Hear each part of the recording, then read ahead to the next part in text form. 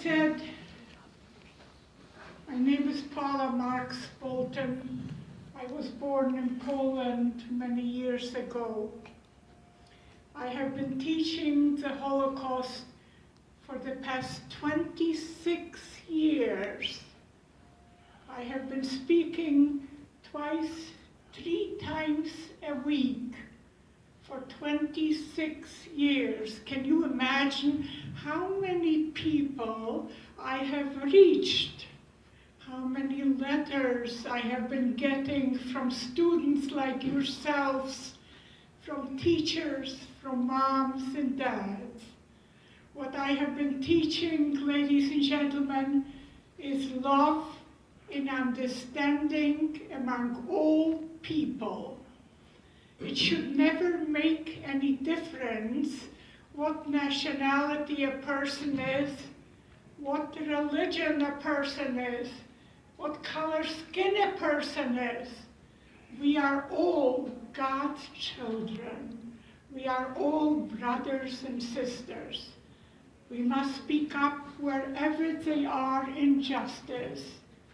We must reach out to the one who is struggling. We must reach out to a stranger. We were all strangers somewhere, sometimes. Together, ladies and gentlemen, we will all make a better world. It might not happen for my time, but I can assure you it will happen for your time, for future generations, for your children, for your grandchildren, and so on. And this is so important for every human being to learn what happened in Europe during the Holocaust to one of the oldest people in the world. I still have a problem with it, but this is what happened, and I must assure you what I'm telling you today, it's just something a little bit off the top.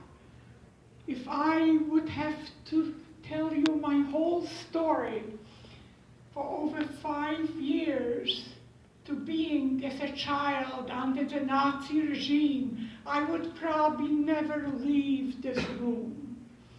Anyways, I must tell you, as I will repeat, I came from a loving family just like all of you. But not for long after the Nazis invaded Poland. I had loving parents, grandparents, uncles and aunts, just like every one of you. I was 13 years old when the Nazis invaded Poland. I had 3 brothers, 3 older brothers. Miss Rose, thank you. Thank you for your docent. Thank you. By the way, our docents, most of them, I must tell you, are American born. They give their heart and soul to teach humanity. For this, I love you. They become like family to us. As I said, I was the youngest in the family. I was 13 years old when the Nazis invaded Poland. I had 3 older brothers. 2 of my brothers were married. My oldest brother had 2 small children, a little boy 5½, a little girl 2½, but not for long. Ladies and gentlemen, my second brother was married shortly before the war started. When he saw the decrees what the Nazi regime is giving out to the Jewish people, he lived in a distant city. He managed to run away to Russia. And he was the only one from my family who survived the Holocaust. After the war, he came back to Poland and asked our Polish neighbors if anybody returned. When they told him nobody did, he was heartbroken. He settled in a distant city and registered to go to Israel. At that time, we didn't know about each other. I was liberated in Bergen-Belsen, I'll tell you, as I go on with my story, how we found out about each other, through whom and where I met my brother after many years. In the meantime, ladies and gentlemen, the Nazi regime is giving out orders to the Jewish people to wear a yellow Star of David.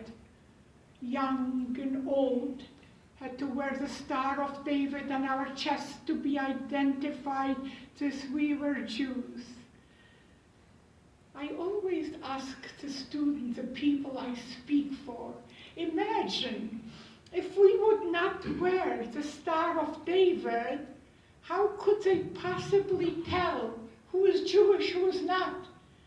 Certainly Jewish people look the same as everyone else. Unfortunately, I must tell you, we did have a lot of collaborators. But I want you all to be proud what I'm going to say next. But we did have